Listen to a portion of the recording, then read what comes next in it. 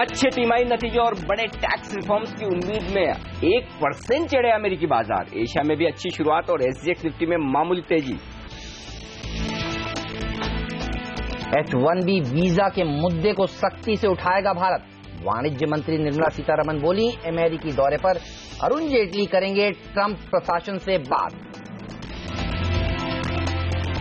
Nifty की दो दिग्गज कंपनियों एचडीएफसी बैंक और एसीसी के नतीजे आज। एचडीएफसी बैंक के मुनाफे और आय में 16-17% उछाल की उम्मीद, लेकिन एसीसी का मुनाफा 32% गिरने की आशंका और मार्जिन पर भी लगेगी चोट। आईटी सेक्टर की दिग्गज कंपनी विप्रो ने 600 कर्मचारियों को निकाला, खराब प्रदर्शन को बताई वजह। होटल कंपनी आईटीबीसी से होगी पूरी तरह से बाहर केंद्र सरकार। विनिवेश के लिए 3 फॉर्मूले तैयार, अगले महीने ऐलान संभव। सीएनबीसी आवाज एक्सक्लूसिव। और चीनी कंपनियों के लिए अच्छी खबर, अब उत्तर प्रदेश में किसानों को केंद्र के सुझाए एफआरपी के हिसाब से गन्ने का भाव देने की तैयारी। नई पॉलिसी का ऐलान जल्द। उत्तर प्रदेश की चीनी कंपनियों में दिखेगी तेजी। सीएनबीसी आवाज बिग एक्सक्लूसिव। और रेरा में रजिस्टर किए बिना दिया विज्ञापन तो देना होगा। प्रोजेक्ट की कीमत का 5 से 10% जुर्माना। महाराष्ट्र सरकार ने जारी किए रेरा में जुर्माने के नियम।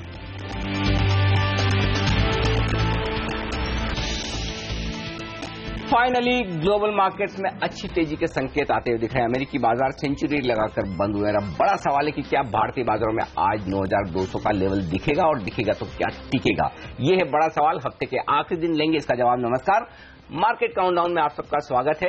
मैं हूं अनिल सिंह जी। नमस्कार, और मैं हूं हेमंत घई, और हमारे साथ जुड़ रहे हैं हमारे दो खास मेहमान। PowerMyWealth.com के फाउंडर और सीईओ संदीप वागले साहब हमारे साथ जुड़ चुके हैं, आपका स्वागत है। और अल्टामाउंट कैपिटल के प्रकाश दीवान भी कुछ ही पलों में हमारे साथ जुड़ने वाले हैं इसी स्टूडियो में। लेकिन सबसे पहले देखिए ग्लोबल मार्केट्स की तस्वीर किस तरह से निकल कर आई है। शानदार है ग्लोबल मार्केट्स। आप देखिए एसजीएक्स निफ्टी इन्हीं से क्यूज लेकर 17 पॉइंट ऊपर आज निफ्टी के खुलने की तैयारी कर रहा है। और जियोपॉलिटिकल टेंशंस को बाजार अमेरिका के भूल चुके हैं। होप्स हैं कि वहां पर बड़े टैक्स कट्स ट्रंप सरकार जल्द पेश करेगी, और इसीलिए 250 पॉइंट ऊपर डाउ ने समाप्ति दी। नैस्डैक ने नए रिकॉर्ड स्तरों को अमेरिका में छुआ। यूरोप के बाजार भी देखिए बढ़त के साथ जाकर बंद हुए हैं, और एशियाई बाजारों की भी तस्वीर बेहतरीन। तो ग्लोबल सेटअप तो बहुत बढ़िया है। बताइए निफ्टी को आज किस तरह से ट्रेड किया जाए। 9200 बड़ा रेजिस्टेंस लेवल है, लांग लेंगे? मुश्किल है, उतना आसान नहीं। ये उतना ही मुश्किल है जितना 9100 के नीचे नहीं फिसले थे। लेकिन फिर भी संभावनाएं 9100 के नीचे फिसलने से लेकर वो कम है। 9200 के पार निकलने की संभावनाएं ज्यादा बनती है, इसमें कोई डाउट नहीं। और आज उस लिहाज से 9150 निर्णायक लेवल साबित होना चाहिए। 9150 के ऊपर हैं तो तेजी में रहे, 9150 के नीचे हैं तो ये कहें कि मूड खराब नहीं, लेकिन सावधानी वाला मामला है। 9150 वो निर्णायक लेवल होगा, और मुझे लगता है शायद उसके आसपास या उससे थोड़ा ऊपर हम खुलते हुए दिखें। इंटरेस्टिंग बात क्या है, देखिए दुनिया भर के बाजार फिर से मजबूत हो रहे हैं। खासतौर से अमेरिका में जिस तरह की तेजी हुई उसका भारतीय बाजारों को कल बंद होते वक्त अंदाजा नहीं था। इस वक्त हम ग्लोबल मार्केट्स पर रिएक्शन दे रहे हैं तो कहीं बम गिरे नहीं, या बम गिराने की बात न की जाए, बस बाजारों को वही चाहिए, उतना काफी। और इसके साथ साथ अगर कोई सकारात्मक बात ऐसी हो जो अमेरिका में हुई कि भाई टैक्स रिफॉर्म्स किए जाएंगे, तो फिर इससे बढ़िया क्या बात हो सकती है। तो मुझे लगता है कि ये एक अच्छा संकेत है ग्लोबल मार्केट से भारतीय बाजारों के लिए। लेकिन आज की जो मैंने निफ्टी की ट्रेडिंग रेंज दी है वो थोड़ी अलग तरीके से। अलग तरीके से क्या है, निफ्टी में 9100 9200 जो ट्रेडिंग रेंज है वो है, लेकिन वो क्लोजिंग बेसिस पर है। और क्लोजिंग बेसिस पर यह कि पिछले 6 सेशन से देखिए, उससे ज्यादा के डेटा में देख नहीं पाया सुबह, लेकिन 6 सेशन में अगर आप देखें 9100 के नीचे बंद नहीं हुआ है, 9200 के ऊपर बंद नहीं हुआ है। तो अब आपको करना क्या है, वैसे तो दिन के दौरान के लिए भी trading range, day trading range भी 9100 9200 ही निकल कर आ रही है, लेकिन क्लोजिंग बेसिस पर आपको नजर रखनी है इन दो लेवल पर। 9200 के ऊपर हो क्लोज तो आप फ्रेश तेजी करें, और ये मान लें कि करेक्शन जो होना था हो चुका पूरा, और बाजार फिर से नए हाइज 9400 9500 की तरफ जाने के लिए तैयार है। उसके लिए चाहिए आपको, और हफ्ते के आखिरी दिन से बढ़िया कुछ नहीं हो सकता अगर आपको फिर से आज 9200 के ऊपर की क्लोजिंग मिल जाए। फर्स्ट करें वो ना हो और सेकंड हाफ में कुछ बिकवाली आ जाएगा ऊपरी स्तरों से, तो आप 2 लेवल और नोट कर लीजिए। 9100 के नीचे क्लोज जब तक ना हो तब तक आप घबराए नहीं। 9100 के नीचे क्लोज हो तो फिर आप मानकर चलेंगे करेक्शन थोड़ा और गहराएगा, और वही लेवल निफ्टी के साथ साथ बैंक निफ्टी पर 21400 का है। 21400 के नीचे बंद हो तो ही बैंक निफ्टी की तेजी खत्म होगी, उससे पहले नहीं। और कल भी 21,400 के आसपास जो हमारी खरीदारी की राय थी, आपने देखा किस तरह से बैंक निफ्टी ने एग्जैक्टली वहीं पर सपोर्ट लिया। तो बैंक निफ्टी अब भी मजबूत है, हाँ थोड़ा सा कमजोर आप कह सकते हैं, लेकिन कल वीकली एक्सपायरी खत्म हो चुकी है, तो अब बैंक निफ्टी में भी ज्यादा डरने की जरूरत है नहीं। निफ्टी खरीदें दिन के लिए आज 9,100 स्टॉप लॉस है, 9,200 का टारगेट है और 9,200 के नजदीक शॉर्ट भी कर सकते हैं। स्टिक स्टॉप लॉस होगा 25 पॉइंट ऊपर 9,225 का और 9,150 के टारगेट के लिए। लेकिन बैंक निफ्टी में मैं शॉर्ट करने की राय नहीं दूंगा, भले ही थोड़ी कल 2 दिनों से कमजोरी दिखी है। 21,400 का स्टॉप लॉस है, 21,650, 21,750 ये 2 लेवल ऊपर की तरफ है, जहां मुझे बैंक निफ्टी में तेजी के लिहाज से पोजीशन बनाने के संकेत मिलते हैं। सीमेंट शेयरों में हम कल भी पॉजिटिव थे, आपने देखा किस तरह से इंडिया सीमेंट और बाकी तमाम सीमेंट शेयर भागे। आज भी मुझे फॉलो अप बाइंग आने की उम्मीद है। कैश मार्केट के स्टॉक्स भागेंगे, मिड कैप्स में अच्छी तेजी बनेगी, शुगर शेयरों में अच्छी तेजी बन सकती है। तो ये तमाम सेक्टर्स आज आप रडार पर रखें तेजी के लिहाज से, शॉर्ट के लिए कोई सेक्टर नहीं। ऑलराइट, चलिए कोई भी सेक्टर शॉर्ट के लिए नहीं, और क्या जबरदस्त तेजी देखने को मिल रही है चीनी कंपनियों के लिए। उत्तर प्रदेश की चीनी कंपनियों के लिए CNBC आवाज की कुछ बड़ी एक्सक्लूसिव खबरें भी हैं, वो भी हम आपसे विस्तार से बताएंगे। लेकिन पहले पूछते हैं वागले साहब की आज की राय क्या है, निफ्टी को किस तरह से ट्रेड करना चाहते हैं वो। वागले साहब गुड मॉर्निंग, बताइए। Good morning Hemant, good morning Anil जी।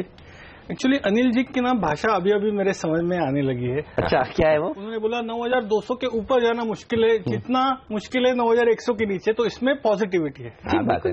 तो मतलब हाँ, इसलिए कह रहा हूँ कि 9,100 के नीचे बंद होने के चांस कम है, 9,200 के ऊपर बंद होने के चांस ज्यादा है। On face of it negative लगता है कि 9,200 के ऊपर नहीं जाएगा, बट स्ट्रेंथ है 9,100, तो मैं उसमें से वो पॉजिटिविटी लूंगा। हाँ, ऑब्वियसली मेरा भी व्यू नहीं है कि 9,200। मेरा तो ब्लड ग्रुप ही O पॉजिटिव है और हम दोनों का इनफैक्ट हम दोनों O पॉजिटिव हैं। जस्ट एक डिस्क्लेमर दे दें। बताइए सर, आज निफ्टी के लिए क्या टारगेट देखते हैं? 9,215 का मेरा टारगेट है। ठीक बात है। और 9,105 का स्टॉप लॉस है। बैंक निफ्टी में मुझे उतनी स्ट्रेंथ नहीं दिखती है जितनी निफ्टी में दिख रही है, मैं कल से कहते आ रहा हूँ। लेकिन इसमें ऐसा नहीं कि आप बेच सकते हैं। 21,400, 21,700 ये रेंज है। अगर ट्रेड करना है दोनों में तो निफ्टी में बेटर ऑप्शन होगा।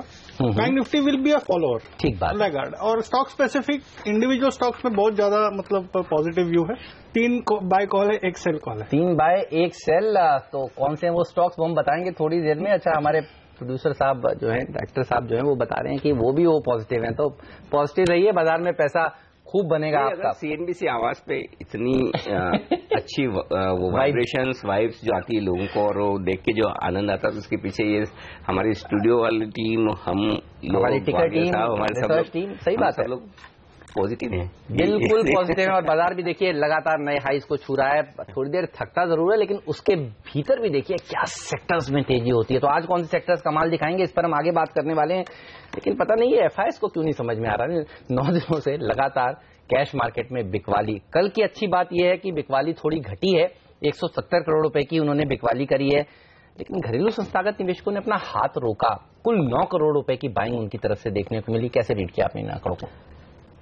ज्यादा दिक्कत वाली बात नहीं है। हाँ, आंकड़े उतने मजबूत नहीं है जितने होने चाहिए। खासतौर से FIs और घरेलू फंड दोनों ही कैश मार्केट में खरीदारी नहीं कर रहे हैं, तो थोड़ा सावधान रहना तो चाहिए। और यही वजह कि जब आपने पहला सवाल पूछा कि क्या 9,200 के पार निकलेंगे, तो 9,200 के पार निकलने के लिए आपको थोड़े और दमदार खरीदारी के आंकड़े चाहिए। अब वो हो सकता है ग्लोबल मार्केट्स की रिकवरी के साथ या तो FIs या घरेलू फंड फिर से आज दमदार खरीदारी करने के मूड में आ जाए, कि अगर उन्हें यह सेंस मिल गया कि टैक्स रिफॉर्म्स हो रहे हैं अमेरिका में, करेक्शन पूरा हो गया ग्लोबल मार्केट्स का भी, तो फिर वो ज्यादा दिन तक रुकेंगे नहीं। और एक चीज पक्का है, इस वक्त सबको यह पता है कि करेक्शन बड़ा नहीं आने वाला है, और बड़ा कम से कम जो कारण हमें पता है उसकी वजह से नहीं आने वाला। अचानक से कोई ऐसा कारण आ जाए, कोई बड़ा नेगेटिव आ जाए, कोई न्यूज आ जाए, उसकी वजह से ग्लोबल मार्केट्स गिर जाए, करेक्शन हो जाए, वो तो किसी को पता नहीं। बट अदरवाइज जो जानते हुए कारण है उनके चलते करेक्शन बड़ा होगा नहीं। तो ऐसे में जैसे ही आपको संकेत थोड़े स्टेबिलिटी के मिलेंगे, थोड़ी सी ये सब बातें खत्म होंगी, बंद होंगी, लोग थोड़े पॉजिटिव बात करने लगेंगे, तो बाजार तेजी से उछलेंगे। और इस लिहाज से भारतीय बाजार को ज्यादा अच्छे से उछलना चाहिए,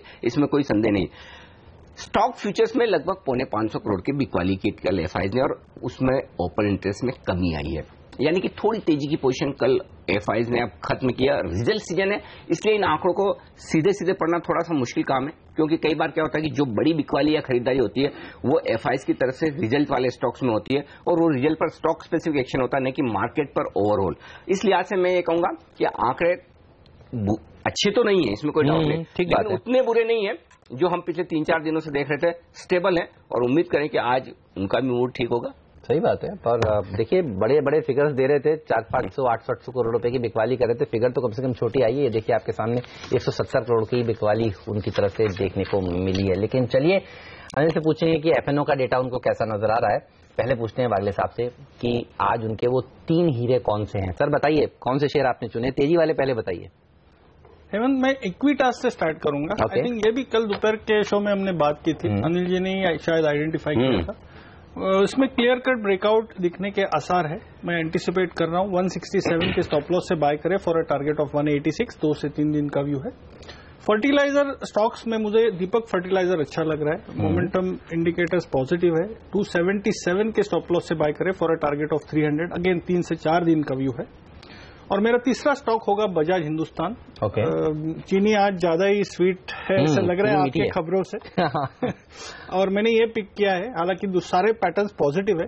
ये स्टॉक मुझे सबसे बेटर लगा इन टर्म्स ऑफ पैटर्न, तो मैं 14.40 के स्टॉप लॉस से बाय करूंगा फॉर अ टारगेट ऑफ 18.90। मतलब 1 रुपए 10 पैसे का रिस्क ले, अपसाइड 3 रुपए 1:3 बनता है। कल 1 बजे का मैं शो कर रहा था, मुझे याद है हमारे साथ एक और विद्वान थे प्रकाश गाबा, वो कह रहे थे कि इस शेयर में जबरदस्त तेजी होने वाली है, खरीद लीजिए। और देखिए कल भी इस शेयर में 8% तक की बढ़त देखने को मिली और यहां से अभी रुकेगा नहीं और ऊपर जाएगा।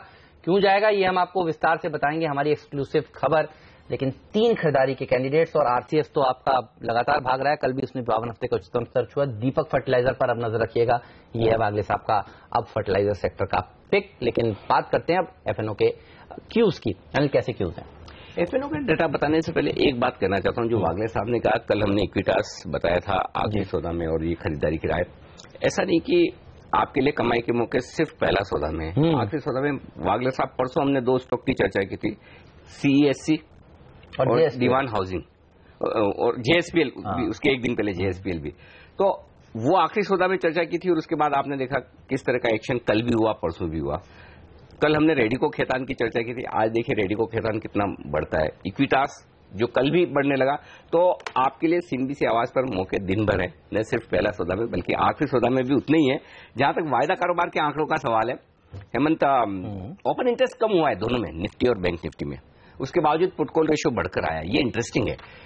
जहां फ्यूचर्स में पोजीशन कम कर रहे हैं ट्रेडर्स, खासतौर से एफआईज, लेकिन उसके सामने वो ऑप्शंस खरीदकर पोजीशन हेज करने की कोशिश कर रहे हैं। तो बैंक निफ्टी में कल वीकली एक्सपायरी थी, 1.5 लाख शेयरों के आसपास का ओपन इंटरेस्ट घटा है। तो मेरा ये मानना है कि पिछले 2 दिनों की कमजोरी में कमजोर ट्रेडर्स बाहर हो चुके हैं। तो अगर उछलना है तो बैंक निफ्टी उछलना चाहिए, और अगर निफ्टी के मुकाबले में उसको स्ट्रेंथ दिखानी तो आज से बढ़िया दिन नहीं हो सकता लीडरशिप लेने का, अगर लेनी है तो। अदरवाइज फिर बैंक निफ्टी के लिए 9,200 के ऊपर टिकना मुश्किल होगा, क्योंकि 9,200 के ऊपर टिकने के लिए बैंक निफ्टी का सपोर्ट चाहिए। और अब क्यों मैं कह रहा हूं कि 9,100 और 9,200 क्लोजिंग बेसिस पर देखिए, जब तक इन लेवल के बाहर क्लोजिंग आपको न मिले तब तक बाजार आपको टाइम वाइज करेक्शन देगा। उसकी वजह 9,100 पर आप देखिए हाईएस्ट ओपन इंटरेस्ट है पुट में 59 लाख शेयरों का, और 9,200 पर कॉल्स में है 52 लाख शेयरों का। तो जाहिर सी बात है, जब लगभग बराबरी का ओपन इंटरेस्ट और सिर्फ 100 पॉइंट की रेंज में बना हो तो आपको डे ट्रेडिंग पर फोकस नहीं करना। भले एक बार आप 9,225 भी हो जाए, 9,250 भी दिन के दौरान हो जाए, लेकिन क्लोजिंग 9,200 के ऊपर चाहिए। या फिर आप नीचे 9,075 भी हो जाए, 9,050 भी हो जाए, लेकिन क्लोजिंग 9,100 के ऊपर है, तब तक घबराने की जरूरत है। तो ये कह सकते कि 9,100 9,200 एक तरह से निफ्टी की वो रेंज है जो पेशेंस टेस्ट करेगी, ताकत आजमाइश करेगी कि कौन भारी है तेजी और मंदी करने वाले ट्रेडर्स में, और उसके बाहर आप निकलेंगे। दूसरा, बैंक निफ्टी में बहुत साफ है कि 21,400 तोड़ने के लिए तैयार नहीं, और जब तक बैंक निफ्टी इसके नीचे बंद ना हो, उससे हम मुश्किल से 100-125 पॉइंट ऊपर बंद हुए, लेकिन उसके नीचे जब तक, और आज तो हफ्ते का आखिरी दिन भी है, तो उसके ऊपर की क्लोजिंग मिलती है। और अगर आज फिर से बैंक निफ्टी में 21,650 के ऊपर की क्लोजिंग मिल जाए तो आप ये मान लीजिए कि बैंक निफ्टी में भी मजबूती और ज्यादा निफ्टी के मुकाबले में बढ़ेगी। तो मैं पॉजिटिव हूं, सिर्फ रिस्क एक ही है। क्या रिस्क है? सेकंड हाफ में 2-2:30 बजे के बाद थोड़ा सावधान हो जाएं। ग्लोबल मार्केट्स को देखें, रविवार को इलेक्शन फ्रांस में भी है, और वीकेंड पर थोड़ा सा पोजीशन हल्की रखें। खासतौर से अगर आप 9,200 9,225 के आसपास हों तो डेफिनेटली थोड़ी तेजी की पोजीशन में प्रॉफिट बुक करके जाएं। अगले हफ्ते फिर से देखेंगे। तो ऊपरी स्तरों पर ऐसा ना सोचें कि पूरा करेक्शन हो गया, अब वन साइडेड दौड़ लगाने वाले हैं। चलेंगे, रुक रुक कर चलेंगे, मौके मिलेंगे, खरीदारी के डिप्स भी आएंगी 50 पॉइंट की, तब खरीदिएगा, आराम से खरीदिएगा। चलिए एक और सेगमेंट है जिस पर बात होनी चाहिए और वो है मिड कैप सेगमेंट। ये वो ऐसा सेगमेंट है जो हर रोज जबरदस्त प्रदर्शन दिखा रहा है। आप देखिए सीएनबीसी आवाज पर हम आपको बताते आए हैं कि आपको खरीदना चाहिए। वेंकीज लगातार 5% के अपर सर्किट लगते जा रहे हैं, लगातार 52 वीक्स हाईएस्ट छूता जा रहा है। जय भारत मारुति 20% के अपर सर्किट कल भी लगे। इंडिया बुल्स वेंचर्स यहां पर भी हर रोज 52 हफ्ते के उच्चतम स्तर लग रहे हैं।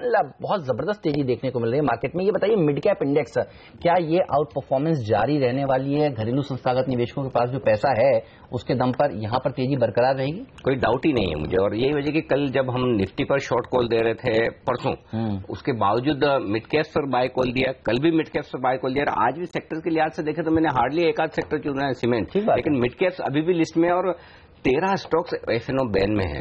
तो जो नए 16 आ रहे हैं उनके सामने 16 बैन में जाने की तैयारी करते हुए दिखे तो इतना एक्शन है। और जब बैन में हो जाए तो फिर आपके लिए ट्रेडिंग के मौके कम हो जाते हैं। तो जाहिर सी बात है कि मिड कैप में जो स्पेस बढ़ रही है, जो वायदा कारोबार में स्टॉक बढ़ रहे हैं, एक्शन बढ़ेगा, यही रहेगा। बिल्कुल, तो एक्शन मिड कैप्स में भरपूर रहने वाला है। कौन से वो मिड कैप्स हैं जो प्रकाश दीवान जी को पसंद? देखिए स्टूडियो में आ चुके हैं, बस अब तैयारी है माइक अप होने की। उनसे हम पूछेंगे उनका फेवरेट स्टॉक आज कौन सा है। और ब्रेक के तुरंत बाद तो हम आपको ये भी बताएंगे कि टेक्निकल एक्सपर्ट्स निफ्टी को किस तरह से ट्रेड करने की राय दे रहे हैं और टॉप 5 खबरें आज कौन सी हैं जहां पर शेयर आज उछाल दिखाएंगे। स्वागत है आप सभी का सीएनबीसी आवाज पर। वक्त हो गया अब ये जानने का कि 5 टेक्निकल एक्सपर्ट्स की निफ्टी को किस तरह से ट्रेड करने की राय। और राय आपकी स्क्रीन पर आती हुई देखिए, जय ठक्कर कह रहे हैं कि खरीदारी करिए, 9190 तक का टारगेट दे रहे हैं, 9080 का स्टॉप लॉस भी रखिए। और सेम यही टारगेट और यही स्टॉप लॉस है मानव चोपड़ा की भी। ऑलराइट, और तीसरे एक्सपर्ट विवेक गुप्ता ये कह रहे हैं बेचकर चलिए, लेकिन बेचिए कहां? 9110 के जब नीचे आए स्टॉप लॉस रखिए 9145 का और टारगेट है उनका 9065 का आज के लिए। ओके, मितेश ठक्कर खरीदना चाहते हैं 9140 के आसपास और उनका स्टॉप लॉस है 9110, लक्ष्य 9200 का। तो 5वें एक्सपर्ट है किरण यादव, सबसे ज्यादा बुलिश। देखिए वो कह रहे हैं कि 9200 पार होगा आराम से, 1-2 दिन की बात है। 9095 का एक स्टॉप लॉस रख लीजिए और तेजी करिए। तो 5 में से 4 एक्सपर्ट हैं बुलिश और 1 बेरिश। ओके, और लेवल्स भी बहुत साफ है। 9100 नीचे सपोर्ट है, 9200 ऊपर रेजिस्टेंस है। ये 100 पॉइंट की रेंज है जो हम बता चुके हैं, तो वही है, ज्यादा कुछ सोचने की जरूरत नहीं। ऑलराइट, चलिए तो बात हुई 5 टेक्निकल एक्सपर्ट्स की आज निफ्टी को ट्रेड करने की, लेकिन कौन सी वो 5 खबरें हैं जिनके चलते आज शेयर रहेंगे एक्शन में? आइए देखते हैं 5 का पंच यानी टॉप 5 स्टॉक्स। तमाम शुगर कंपनियों पर रखी नजर और खासतौर से वो शुगर कंपनियां जिनका कारोबार है उत्तर प्रदेश में। त्रिवेणी इंजीनियरिंग, धामपुर शुगर, बलरामपुर चीनी, बजाज हिंदुस्तान। और वजह क्या है? कल यूपी की मंत्रिमंडल की बैठक हुई उत्तर प्रदेश की और उसमें एक बड़ा फैसला लिया गया।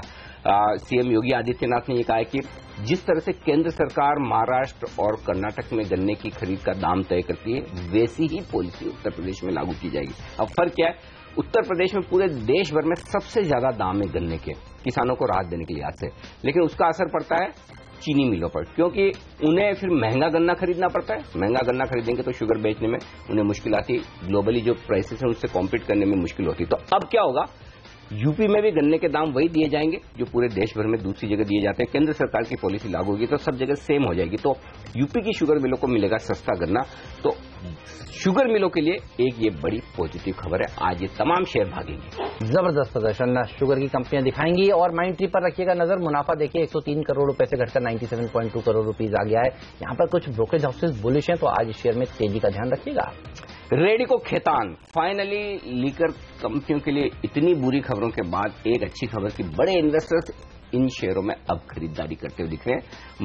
माधुरी मधुसूदन केला, यानी जो मधुसूदन केला है रिलायंस कैपिटल की, उनकी वाइफ हैं, उन्होंने कल रेडिको खेतान में एक बड़ी खरीदारी की है। 7 लाख शेयरों में खरीदारी की है 117 रुपए के दाम पर। और हम और वागले साहब कल यही बात कर रहे थे आखिरी सौदा में कि इस स्टॉक में कुछ बड़ा एक्शन दिख रहा है, प्राइस और वॉल्यूम वाइज एक्शन हुआ है। तो आज डेफिनेटली एक बड़ा उछाल इस स्टॉक में बनेगा, फॉलो बाइंग आती हुई। 8 करोड़ के शेयर देखिए एक ही झटके में खरीद लिए उन्होंने रेडिको खेतान के।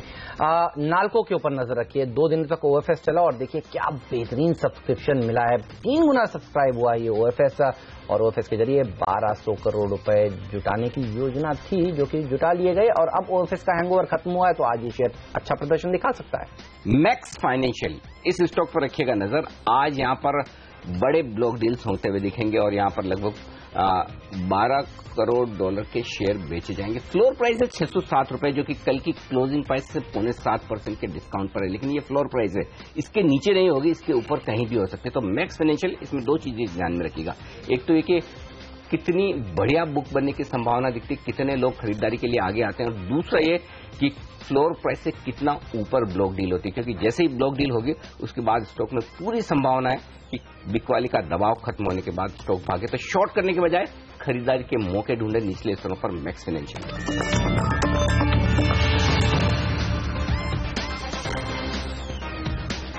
हमारे एक्सपर्ट हमारे साथ है संदीप वागले साहब, और अब हमारे साथ जुड़ गए हैं बाजार के जाने माने दिग्गज प्रकाश दीवान साहब। प्रकाश जी, देखिए बड़ा करेक्शन आता नहीं है, हाँ, आप आने नहीं देते मतलब और देखिए थोड़ा सा गिरता है, और थोड़ी एक अच्छी खबर है या बुरी खबर आना बंद हो तो बाजार कैसे उछलते, तो फिर क्या करें, रुके अभी भी खरीदारी करने के लिए, कर लें अब जो है। देखिए अलग जब इस माहौल में जब सो कॉल्ड बुरी खबर जब आती है ना, वो बहुत अच्छा होता है, क्योंकि ओवरहैंग हटते जाता है। मतलब जैसे आरबीआई ने कल एनपीए पे आए तो काफी बैंकों की हमने पिटाई करी कि येस बैंक के सारे पुराने जो वो है पाप वो सब निकल रहे हैं, अब उन्होंने ये दिखाया। पर आप उनकी प्रॉफिटेबिलिटी देखिए, आप उनकी ग्रोथ देखिए। तो अब जब हो चुकी है चीज, डिस्काउंट हो गई हो, अब इवेंट नहीं आता तब तक वो रहता है सिर पे एक तलवार लटकती हुई दिखती है। अब तो हर चीज में ये हो रहा है कि जो नेगेटिविटी आती है उसको इसीलिए मार्केट देखता है, न्यूज आ गई। अब आज आपने जैसे मैं सुन रहा था मैक्स फाइनेंशियल के ब्लॉक की बात की। अक्सर होता क्या है, इतना बड़ा कोई ब्लॉक जब एग्जिट कोई कर रहा होता है तो ये होता है कि 6% 7% डिस्काउंट है। ये स्टॉक मुझे लगता है अगर इसमें 2-3% भी कोई डिस्काउंट ले तो इसको लोग लेके घर जाएंगे कि भाई ये तो मिल रहा ही नहीं है, आप लेने जाओ तो आज उसका इम्पैक्ट कॉस्ट इतना है। सो पॉइंट इज कि ये मार्केट समझना थोड़ा सा अब जो कन्वेंशनल नॉर्म्स हैं उससे नहीं चल रहा है। ठीक बात है। ये हम जिसको कहते हैं ब्लू स्काई टेरिटरी बोलते हैं, मतलब कि एक नई दिशा में चल रहा है, नए जोन में चल रहा है। तो वहां पे कोई इस टाइप के आपके प्रेसिडेंट्स है नहीं कि 92 पे मार्केट कैसे लास्ट टाइम रिएक्ट करता था, 93 पे कैसे करता था। तो I think put call ratio, ये अब सारे इंडिकेटर्स देखिए, इतनी रेजिलियंस उसमें। हाँ, इवेंट कोई आया, नेगेटिविटी कोई आई, उसका एक इम्पैक्ट आएगा, फिर बाइंग आ जाएगी। तो आप उस लेवल की वेट करके अभी चूक जाए, मतलब नहीं बनता। It's a very stock specific market. Nifty की चाल में कोई दिख नहीं रहा। सही बात है। निफ्टी के कॉल पुट अगर आप देखें तो 100 पॉइंट की रेंज में इतनी टाइट रेंज मैंने पिछले 12 सीरीज में नहीं देखी है। तो वो वहां से हिल नहीं रही है। 91 90 to 92। अच्छा, टाइम वाइज करेक्शन हो रहा है। आई थिंक कंसोलिडेशन है। कल तो देखिए मार्केट में ना एफआई ने कोई खास बाइंग की, ना डीआई ने, फिर भी मार्केट आपको अच्छा खासा मूव दे गया। सही तो बाइंग आएगी, स्टॉक स्पेसिफिक रही है। I don't think there is any worry at this point. घबराने की जरूरत नहीं है, शेयर सही चुन लीजिए, पैसा आपका पक्का बनेगा। और कौन से वो शेयर हैं ये हम आपको आगे भी शो में बताते रहेंगे। और नजर रहने वाली है आज दो दिग्गजों पर। निफ्टी की दो दिग्गज कंपनी एचडीएफसी बैंक और एसीसी के नतीजे आने वाले हैं, क्या अनुमान ये भी बताएंगे। ब्रोकरेज हाउसेस की रिपोर्ट्स भी सामने रखेंगे। आईटीडीसी में क्यों तेजी होगी ये भी बताएंगे। और उत्तर प्रदेश की चीनी मिलों के लिए क्या अच्छी राहत की बात है, ये सब एक्शन रहने वाला है। शो में आगे बने रहिए सीएनबीसी आवाज के साथ। स्वागत है आप सभी का सीएनबीसी आवाज पर। आप देख रहे हैं मार्केट काउंटडाउन। काफी सारी कंपनियां जिनके परिणाम कल आए, और देखिए परिणाम आने के बाद ब्रोकरेज हाउसेज लिखती हैं रिपोर्ट्स, और वो रिपोर्ट्स लेकर हाजिर हैं हमारे साथ नियति। बताइए कौन सी खबरें हैं, कौन सी रिपोर्ट्स आज निकल कर आई हैं। साइंट, माइंडट्री और हिंदुस्तान जिंक पे आप सबसे पहले नजर रखिए। साइंट के मैनेजमेंट ने बहुत ही स्ट्रांग गाइडेंस दिया है FY18 का, और उसके बाद ये मान के चल रहे हैं कि 50 बेसिस पॉइंट का इनका मार्जिन में इंप्रूवमेंट होगा। डबल डिजिट ये अर्निंग्स ग्रोथ देंगे FY18 में। और उसके बाद ब्रोकरेजेस काफी ज्यादा बुलिश है। ओवरवेट का कॉल दे रहा है मॉर्गन स्टैनली। 12% की तेजी के लिए आपको निवेश करने की सलाह दे रहा है। 565 का इनका लक्ष्य है। क्रेडिट स्विस अपनी आउट परफॉर्म की रेटिंग मेंटेन कर रहा है, और टारगेट प्राइस इनका 24% तेजी का है। 625 रुपए की आपको निवेश करना चाहिए। लेकिन माइंडट्री ये एकमात्र स्टॉक है जिसके नतीजे आए थे। क्रेडिट स्विस एकमात्र एक ब्रोकरेज है जो कि अपग्रेड कर रही है रेटिंग, और जो उन्होंने टारगेट प्राइस बढ़ाया है वो भी सिर्फ 450 किया है अब बढ़ाकर, जो कि सिर्फ 1.5% की तेजी दे रहा है। बाकी सारे ब्रोकरेजेस नेगेटिव हैं, अंडर परफॉर्म की रेटिंग दे रहे हैं, क्योंकि वीजा के इश्यूज हैं। सेक्टर की री रेटिंग में अभी टाइम लगेगा। हालांकि ये स्टॉक 40% के आसपास गिर चुका है, इसीलिए क्रेडिट स्विस कह रहा है कि फिलहाल वैल्यूएशंस के हिसाब से थोड़ा सा आकर्षक लग रहा है। टारगेट प्राइस इन्होंने बढ़ा करके 450 गया, लेकिन ईपीएस के अनुमान इन्होंने भी घटाए हैं। 7 से 10% ईपीएस के अनुमान अगले 2 साल के लिए घटा रहे हैं। मॉर्गन स्टैनली अंडरवेट है माइंड ट्री पर। टारगेट प्राइस इन्होंने 435 से घटा करके 410 रुपए कर दिया है। 8% का डाउन साइड ये देख रहे हैं। सिटी माइंड ट्री पे बिकवाली करने की सलाह दे रहा है और टारगेट प्राइस इन्होंने भी घटा करके 415 रुपए का कर दिया है। मैक्वारी अंडर परफॉर्म की रेटिंग दे रहा है और सबसे गंदा टारगेट इन्हीं का है, यानी जो बेयरिश कॉल है सबसे खराब इन्हीं की है। 390 का इनका लक्ष्य था, सीधे घटा के इन्होंने 380 रुपए का कर दिया है। 12% का डाउन साइड ये भी देख रहे हैं। अगले 2 साल के ईपीएस अनुमान 15 से 22% घटाए हैं। हिंदुस्तान जिंक के नतीजे जैसा कि अनुमान था बिल्कुल वैसे ही आए। अच्छे नतीजे उन्होंने पेश किए हैं। बहुत तेजी हो चुकी है, प्राइस दिन है सब कुछ, इसलिए ज्यादातर जितने भी ब्रोकरेजेस हैं वो अपने टारगेट प्राइस अभी ट्रिम कर रहे हैं नीचे की तरफ। आउट परफॉर्म की रेटिंग मैक्वारी मेंटेन कर रहा है। टारगेट प्राइस 14% घटा करके 300 रुपए का कर दिया है। हालांकि अभी भी मार्केट प्राइस से 6% की तेजी का ही इनका लक्ष्य है। सिटी न्यूट्रल है, टारगेट प्राइस इन्होंने घटा करके 300 रुपए से 295 का कर दिया है। न्यूट्रल का कॉल क्रेडिट स्विस भी दे रहा है। टारगेट प्राइस इन्होंने भी घटा करके 273 का कर दिया है, जो कि 3% डाउनसाइड का देख रहे हैं। लेकिन डॉयचे बैंक काफी खुश है, नंबर से निवेश करने की सलाह दे रहे हैं। 21% की अपसाइड देख रहे हैं अगले 12 महीने के। 340 रुपए का इनका लक्ष्य है हिंदुस्तान जिंक पर। ओके, तो ये 2 रिजल्ट्स कल के। और बताइए नीति, और भी कोई रिपोर्ट है आपके पास? बीएल पर आज एक तगड़ा अपग्रेड है। सिटी अपना टारगेट प्राइस बढ़ा रहा है। 188 का इनका लक्ष्य था, अब इसे बढ़ा करके इन्होंने 208 रुपए का कर दिया है। 17% की और मौजूदा भाव से इसकी तेजी ये देख रहे हैं। कल मैनेजमेंट ने हमारे ही नेटवर्क को बताया है कि इनका जो ईवीएम ऑर्डर है ये बहुत स्ट्रांग ऑर्डर है। आगे चल के इनका जो FY18 का ऑर्डर इनफ्लो का गाइडेंस है वो उन्होंने बढ़ा करके अब 16,000 करोड़ रुपए का कर दिया है। नया इन्होंने एक FY19 का एक ऑर्डर दिया है 13,000 करोड़ रुपए का। ये फ्रेश ऑर्डर इनफ्लो का गाइडेंस है। इसी पे सिटी आज बुलिश है। अपना ईपीएस अनुमान 1 से 7% बढ़ा रहे हैं और 208 रुपए के लिए आपको निवेश करने की सलाह दे रहे हैं। आउट परफॉर्म की रेटिंग भारतीय इंफ्राटेल पे क्रेडिट स्विस दे रहा है। टारगेट प्राइस इन्होंने 335 से बढ़ा करके 400 रुपए का कर दिया है।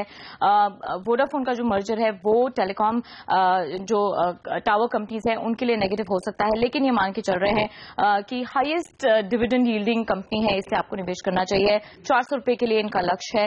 औरबिंदो फार्मा, इस पे एक पॉजिटिव खबर आई थी, जो इनका सक्सेसफुल यूनिट 4 का इंस्पेक्शन हुआ है हैदराबाद यूनिट का। उसके बाद क्रेडिट स्विस आउट परफॉर्म की मेंटेन कराए रेटिंग और लक्ष्य इनका 910 रुपए का है, जो कि 44% अपसाइड है अगले 12 महीने के लिए। ओके, तो अगले 12 महीने के लिए 910 रुपए की टारगेट के साथ औरबिंदो फार्मा। तो वीकेंड पार्टी तो होगी, वागले साहब भी देंगे, इन्हीं के पास शेयर है। इन्हीं के पास शेयर है और बोलते हुए बेचेंगे नहीं बेचेंगे। अच्छा, वागले साहब ये बताइए 910 में भी बेचेंगे कि वहां भी नहीं बेचेंगे? अनिल जी, आप मेरे क्या दुखती रख पे क्यों दुखती क्यों रह गए? नहीं, मतलब मैं गलत हो गया और मैं मानता हूँ एज ए ट्रेडर। नहीं, लेकिन अभी भी बड़े HNI इन्वेस्टर्स ने, आप जैसे इन्वेस्टर्स ने होल्ड किया हुआ है, गलत हो चुके हैं इसमें। लेकिन अच्छा प्रदर्शन निचले स्तर, बहुत बड़ा करेक्शन नहीं आया। फार्मा शेयरों की करेक्शन के साथ ही ये भी नीचे आया है, लेकिन ठीक है, बढ़िया शेयर है। कोई क्या क्रेडिट स्विस कह रहा है 910 हो जाएगा तो हो जाएगा सर। मैंने ये सोच के लिया है कि ये 1200 होना चाहिए अगले 3 सालों। अच्छा, बटा जी हो जाएगा 1200?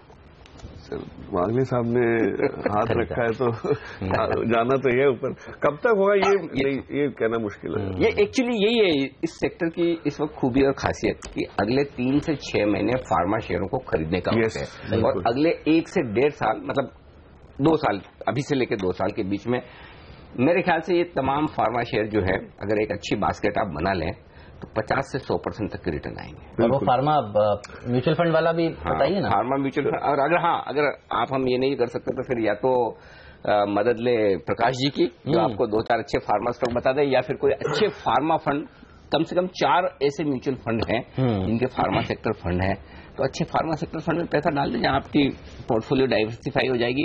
एक आध पे कोई USFD का डंडा भी आ गया तब भी आपको डर नहीं, बाकी शेयर परफॉर्म करेंगे। तो 1.5-2 साल के लिए ये सेक्टर है, बेहतरीन स्ट्रेटेजी है, इस पे अमल करिए, पैसा बनेगा आपका लॉन्ग टर्म में जरूर। लेकिन आज HDFC बैंक और ACC के परिणाम कैसे आ सकते हैं, ये सब जानना चाहते हैं और ये बता रही है सोनम मेहता। सोनम, बताइए क्या है CNBC आवाज का पोल?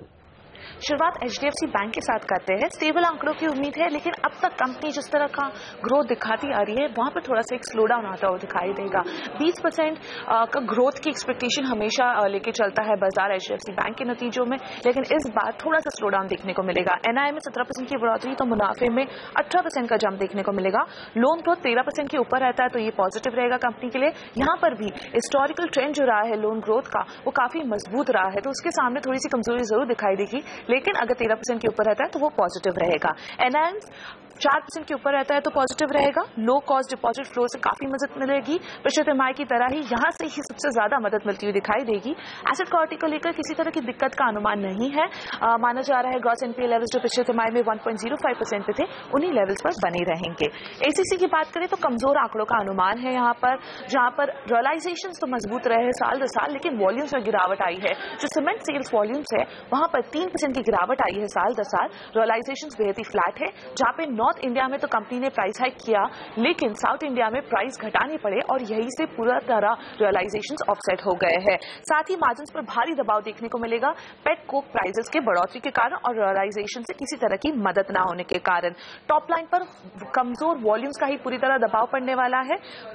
आई में मामूली 2% की बढ़ोतरी, मुनाफे में 31% की गिरावट देखने को मिल सकती है। मार्जिन्स 11% पे आएंगे पिछले साल के 14.5% के मुकाबले। चलिए, तो मोस्टली दोपहर के बाद इन दोनों कंपनियों के नंबर्स आते हैं, इन पर नजर बनी रहेगी। ACC और HDFC बैंक पर जरूर रखिएगा नजर और CNBC आवाज के साथ जुड़े रहिएगा। लेंगे एक छोटा सा ब्रेक। संदीप पागले साहब, प्रकाश दीवान साहब हमारे साथ बने हुए हैं और ब्रेक के बाद विश्वेश चौहान और दिल्ली से राकेश बंसल जी हमारे साथ जुड़ेंगे। आप बने रहिए CNBC आवाज के साथ। इन तमाम एक्सपर्ट्स के पिक्स बताएंगे ब्रेक के उस पार। सरकारी होटल चलाने वाली कंपनी ITDC से केंद्र सरकार पूरी तरह से बाहर होने जा रही है। CNBC आवाज को मिली एक्सक्लूसिव जानकारी के मुताबिक सरकार ने ITDC के विनिवेश के लिए 3 फॉर्मूले तय किए हैं। अगले महीने इसका बड़ा ऐलान हो सकता है। पूरी खबर जानने के लिए सीधे चलते हैं दिल्ली, जहां हमारे ब्यूरो चीफ लक्ष्मण रॉय हमारे साथ जुड़ चुके हैं। लक्ष्मण, बताइए, ITDC में विनिवेश के वो कौन से 3 फॉर्मूले हैं जिसका सरकार जल्द ऐलान करने वाली है? इसमें सबसे पहला जो फॉर्मूला है वो ये है कि जिन जिन होटलों पर राज्य सरकार और केंद्र सरकार दोनों का मालिकाना हक है, यानी राज्य सरकार की जमीन पर वो होटल बना है और राज्य सरकार की हिस्सेदारी 49% है और केंद्र सरकार की हिस्सेदारी 51% है, तो वहां पर केंद्र सरकार अपनी पूरी हिस्सेदारी राज्य सरकार को बेच देगी। राज्य सरकार चाहे तो होटल चलाए या फिर उस संपत्ति को बेच करके अपना कोई दूसरा कारोबार करे या फिर उससे पैसे से अपने सरकार के खजाने में लाए। और इसके तहत जो है मध्य प्रदेश, असम, पांडिचेरी, पंजाब जैसे जो होटल कॉर्पोरेशन है वो इस फॉर्मूले के तहत उस पर विचार किया जाएगा। दूसरा फॉर्मूला यह है कि वो होटल जो केंद्र सरकार की जमीन पर बने हैं और पूरा पूरा केंद्र सरकार का मालिकाना हक है, तो वैसे होटलों को दूसरे फॉर्मूले के तहत लाया जाएगा और उसको पूरी तरह से निजी हाथों में सौंप दिया जाएगा। उसका ऑपरेशन निजी हाथों में सौंप दिया जाएगा, उसका मैनेजमेंट निजी हाथों में सौंप दिया जाएगा। निजी कंपनियों को लीज पर, लंबे समय के लीज पर ही होटल दिए जाएंगे और समय समय पर लीज को रिन्यू किया जाएगा और लीज पर जो कंपनी लेगी उसे होटल के विस्तार करने की अनुमति होगी, उसे होटल में नए निवेश करने की अनुमति होगी। लीज रेंट के तौर पर जो पैसा आएगा उसका खर्च जो है ITDC के बेहतरी के लिए सरकार करेगी। और तीसरा फॉर्मूला वो है जहां पे केंद्र सरकार और राज्य सरकार दोनों ही ये चाह ले कि हम अपने होटल को लीज पे देंगे, तो वहां पर वैसे होटल जिस पर केंद्र और राज्य की दोनों की हिस्सेदारी है लेकिन राज्य पूरी तरह से केंद्र की हिस्सेदारी लेना नहीं चाहती है, तो वहां पर केंद्र राज्य वाले दोनों साझेदारी वाले होटल को सरकार पूरी तरह से निजी कंपनियों को सौंप देगी और वहां भी मैनेजमेंट और ऑपरेशन कंट्रोल निजी कंपनियों के हाथों में होगा। तो इन 3 फॉर्मूले के तहत ITDC के अलग अलग होटल को सरकार बेचने या फिर कह सकते हैं विनिवेश की तैयारी कर रही है। तो ITDC के लिए ये एक बड़ी खबर, जहां पर 3 फॉर्मूले बनाकर इसका विनिवेश होगा। चार्ट्स पर कितने मजबूत दिख रहे हैं, कल के सेशन में बड़ा एक्शन देखने को मिला, 8-9% मजबूती के साथ बंद हुआ। वागले साहब, आपके कितने 600 रुपए के टारगेट है? मुझे लगता है कल और परसों की जो एक्शन है अभी तक इसमें पूरी बिल्ट इन हुई नहीं है, तो मैं एक 500 का स्टॉप लॉस रखूंगा जो यहां से 25 रुपए नीचे है। अपसाइड मुझे लगता है 600-610 के आसपास जाना चाहिए अगले कुछ हफ्तों में। तो 1:4 का रिस्क टू रिवॉर्ड बैठता है और ये लंबा टाइम नहीं लेगा। ऐसा नहीं कि ये 6 महीनों का व्यू है, नहीं, 1 दिन में आ जाते हैं इसमें या 2 दिन में मूव्स आ जाते हैं। जनरली मैं बताता हूँ क्योंकि हर रोज देखिए 52 हफ्तों के उच्चतम स्तर छू रहा है। पिछले कई दिनों से हम स्टॉक 2020 में इसको बता रहे हैं कि खरीद लीजिए, खरीद लीजिए, खरीद लीजिए, यहाँ पर वारे न्यारे हो सकते हैं और आज भी मैंने तो मिस्टर डिपेंडेबल का दर्जा इसको दिया है। ओके, तो आज पूरी तेजी की संभावना है स्टॉक में और आपको देखने को मिलेगी। लेंगे एक ब्रेक और इस ब्रेक के बाद लौटेंगे, फोकस करेंगे उन तमाम शेयरों पर जहां पर रिजल्ट आए हैं या फिर आने की आज है तैयारी। लेंगे राय हमारे एक्सपर्ट से, बने रहिए हमारे साथ।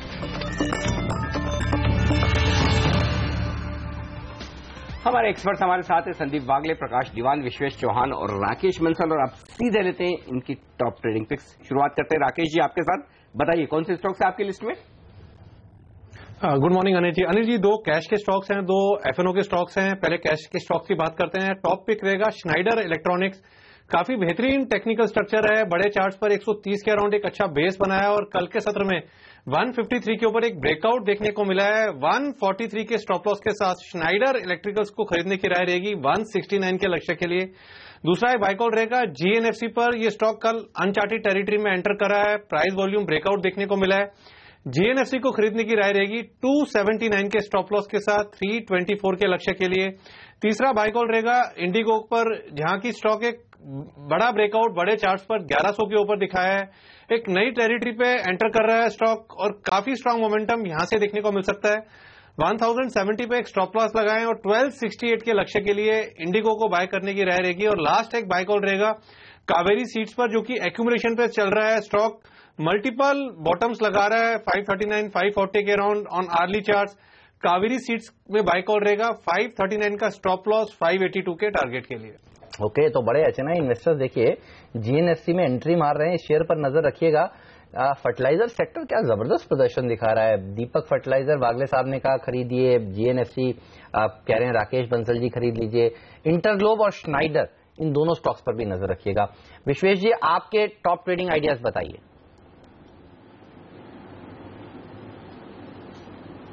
गुड मॉर्निंग हेमंत जी। सी मोर और लेस अगर देखें तो निफ्टी एक रेंज में है विद अपवर्ड बायस और मेरे ख्याल से डाउनसाइड कुशन है। तो पहला जो बाय कॉल है वो है वोल्टास पे। मेरा ऐसा मानना है कि स्टॉक काफी टाइम से एक रेंज में था और रेंज में जिस तरह से ओपन इंटरेस्ट पोजीशन थी वो अक्यूमुलेशन की थी, और जब कल it manage to move above 420, that gives an indication कि now stock is ready to move higher. तो शॉर्ट टर्म में ट्रेडिंग के लिए बाय करना चाहिए। 416 का स्टॉप लॉस रखिए, अपसाइड मेरे ख्याल से 430 का टारगेट यही सीरीज में देखा जा सकता है। दूसरा स्टॉक है वो है आईजीएल। अगर आप देखेंगे तो entire oil and gas basket में आईजीएल और GAIL was underperform in last 1 month. तो अभी जब मेरे ख्याल से गैस की रैली स्टार्ट हुई है तो इस वक्त IGL could be the one stock which could out perform. So current level पे खरीदने की सलाह है। 1040 का स्टॉप लॉस रखे, 1120 का टारगेट देखा जा सकता है मेरे ख्याल से 2 से 3 दिन में। और तीसरा स्टॉक है वो है कल के सेशन में बेहतरीन प्रदर्शन रहा है मेरे ख्याल से ऑटो स्टॉक का, जिस हिसाब से over the board open interest position buildup हुई थी और प्राइस एक्शन देखा गया था। टीवीएस मोटर जो स्टॉक है मेरे ख्याल से अपसाइड जर्नी कंटिन्यू रख सकता है, ऑल टाइम हाई पे चल रहा है। 510 का टारगेट है, 479 के स्टॉप लॉस से बाय करें।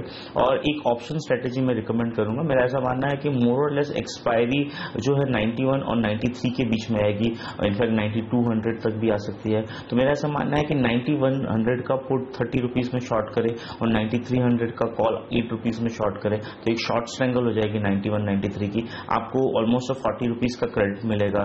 जब तक मार्केट 9060 और 9360 के बीच में आपको कोई लॉस नहीं होगा। अगर 91 और 93 के बीच में एक्सपायर होता है तो 40 रुपीज पूरे आपको प्रॉफिट हो जाएगा।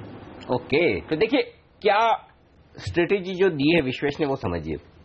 आपको अब से लेकर एक्सपायरी तक, अच्छा 2 दिन छुट्टी है अभी, तो जनरली क्या होता है वीकेंड के बाद ऑप्शन की प्रीमियम में कमी आती है, खासतौर से तब जबकि आप एक्सपायरी की जितना नजदीक पहुंचेंगे प्रीमियम तेजी से घटेगी। और घटती हुई प्रीमियम का फायदा उठाने के लिए आपको करना क्या है, ऑप्शंस बेचना चाहिए। अब बेचना कौन सा है, पुट भी बेचना है, कॉल भी बेचना है। 9100 का पुट बेचेंगे क्योंकि देखिए पिछले 7 दिनों में 9100 के नीचे बाजार बंद हुआ नहीं है और 9200 के ऊपर भी बंद नहीं हुआ, तो इसका मतलब क्लियर कट है कि रेंज तो ये है। तो आप ऊपर की संभावना चूंकि ज्यादा है, तो विश्वेश क्या कह रहे हैं कि 9300 का कॉल बेचिए और 9100 का पुट बेचिए, मिलेंगे आपको कुल मिलाकर 38 रुपए। और 9100 और 9300 की रेंज में अगर निफ्टी एक्सपायर हो गया तो आपको कमाई हो जाएगी। तो बस इसमें रिस्क एक ही है, पहला कि आपको जब पुट और कॉल बेचते हैं तो आपको पूरा का पूरा मार्जिन भरना पड़ता है, और दूसरा ये कि प्रॉफिट आपका लिमिटेड है इस रणनीति में 38 रुपए का, लेकिन लॉस अनलिमिटेड हो सकता है कभी अगर बड़ा मूव आ जाए। और वो बड़ा मूव जाए 9200 के ऊपर निफ्टी निकले तो अपनी पोजीशन को रिवर्स कर ले, 9100 के नीचे जाए तो रिवर्स कर ले, अदरवाइज बने रहे। तो ये एक बेहतरीन रणनीति है ऑप्शंस में ट्रेड करने के लिहाज से विश्वेश की। ऑलराइट, चलिए तो इस रणनीति के ऊपर अमल करिए। और अब जानते हैं संदीप वागले साहब का एक जेम बचा हुआ है। उन्होंने इक्विटास, दीपक फर्टिलाइजर और बजाज हिंदुस्तान पर कॉल दिया है। तेजी की साइड का मंदी वाला कॉल भी बताइए। हेमंत, बैंकिंग में ऑफकोर्स मैं बेरिश नहीं हूं, लेकिन आईसीआईसीआई बैंक ने कल एक ब्रेकडाउन दिया है, तो शायद थोड़ा सा ट्रेडिंग डाउनसाइड इसमें हो सकता है। तो एज अ हेज मैं आईसीआईसीआई बैंक बेच के चलूंगा 276 के स्टॉप लॉस से फॉर अ टारगेट ऑफ 264। 2 से 3 दिन का व्यू है। ओके, तो ये राय है। इस वक्त शॉर्ट करना है आपको तो आईसीआईसीआई बैंक शॉर्ट करें, बागी साहब कह रहे हैं। सबकी तो पिक्स होगी, प्रकाश जी आपकी बाकी है। हाँ जी बिल्कुल सर। तो आप देते तो एक ही है, लेकिन रिटर्न सबके बराबर आ जाते हैं उसमें, एक ही में सबके मिलाकर। हर हफ्ते देते हैं तो साल की 50 तो हो ही जाती है, इससे ज्यादा तो पैसे लगते नहीं। तो मैंने आज जो स्टॉक चुना है वो है शिवम ऑटोटेक करके कंपनी है, मुंजाल ग्रुप के। पहले इसका नाम भी इनफैक्ट मुंजाल से ही था। कंपनी की खासियत यह है कि ये ओईएम में पहले तो सिर्फ हीरो मोटो को आपको माल बेचते थे। अब उन्होंने धीरे धीरे करके डाइवर्सिफाई करके सारे जो बड़े प्लेयर्स हैं वहां पे सप्लाई करना शुरू किया है। इंटरेस्टिंगली इनका एक प्लांट अभी कमीशन भी होने नॉर्थ में जो हो रहा है, उससे जो एफिशिएंसी आएंगी, स्केल जो आ रहा है रोहतक में जो इनका नया यूनिट है वो बहुत ही बढ़िया उस पर बना है, लो कॉस्ट पे बना है। सेकेंडली इसमें बॉश के साथ इनका एक पायलट प्रोजेक्ट चल रहा है, जो जिस बारे में अभी तक वाकिफियत मार्केट को मुझे नहीं लगता इतनी है। और बॉश के साथ अगर ये पायलट प्रोजेक्ट सक्सेसफुल होता है बैंगलोर यूनिट में इनके, तो ये बॉश के लिए बहुत बड़े वेंडर हो जाएंगे, जो आज तक ग्लोबली कहीं बॉश ने किया नहीं। ये अपनी टेक्नोलॉजी दूसरे से किसी से शेयर नहीं करते, लेकिन इन्होंने इतना खुद अपना R&D करके जो बनाया है उसकी वजह से कॉन्फिडेंस है। और 2 महीने 3 महीने बाद सारे व्हीकल्स को, जैसे अभी एमिशन नॉर्म्स चेंज हुए मार्च के बाद, वैसे सेफ्टी नॉर्म्स चेंज होने वाले हैं। और जब वो होगा तो आपके स्ट्रक्चरल चेंजेस जो आएंगे उसमें इस टाइप के कंपोनेंट्स बनाने वालों के लिए बहुत बड़ा एक बहुत बड़ी अपॉर्चुनिटी होगी, क्योंकि प्राइसिंग पावर जो है वो रहेगी। और ऑटो में सेल हो ना हो, एंसिलरी अगर आप अच्छी तरह से सेटल्ड हो इन रिलेशनशिप, तो उसका फायदा आपको हमेशा मिलता है। I think it's an under discovered stock. धीरे धीरे उसके वॉल्यूम्स भी बहुत ज्यादा इसलिए नहीं होते, बट फंडामेंटल्स देखें तो काफी डिसेंट है और री रेटिंग वाला कैंडिडेट है। थोड़ा सा पेशेंटली इसको होल्ड करना जरूर पड़ेगा, लेकिन I think it could be a very good investment. Okay, तो बेहतरीन इन्वेस्टमेंट शिवम ऑटोटेक में आपके लिए बन सकता है, ये है राय प्रकाश जी की। वक्त एक ब्रेक का, इस ब्रेक के उस पार हम शुरुआत करेंगे भारतीय बाजारों में एक्शन की। ज्ञान लेकर आएंगे आपके लिए प्री ओपनिंग सेशन, बताएंगे आपको रुपए की शुरुआत। एसजीएक्स निफ्टी है मजबूत 15 अंकों पर, एशियाई बाजारों में अच्छा कारोबार, अमेरिका में शानदार तेजी। बताएंगे आपको कैसी होगी भारतीय बाजारों की शुरुआत प्री ओपनिंग सेशन में। सिर्फ 15 पॉइंट की तेजी से काम चल जाएगा, थोड़ा ज्यादा बढ़ना चाहिए, हमें ज्यादा बढ़ना चाहिए। देखते हैं कितनी मजबूती के साथ शुरुआत होती है। स्टॉक 2020 का अपडेट होगा और साथ ही 9:15 से जब बाजार खुलेंगे आपके लिए लेकर आएंगे बाजार का पूरा एक्शन ट्रेडिंग और इन्वेस्टमेंट के लिए। आज से हमारे चारों एक्सपर्ट्स के साथ आप भी बने रहिए। लौट रहे हैं इस छोटे से ब्रेक के बाद पहला सौदा में।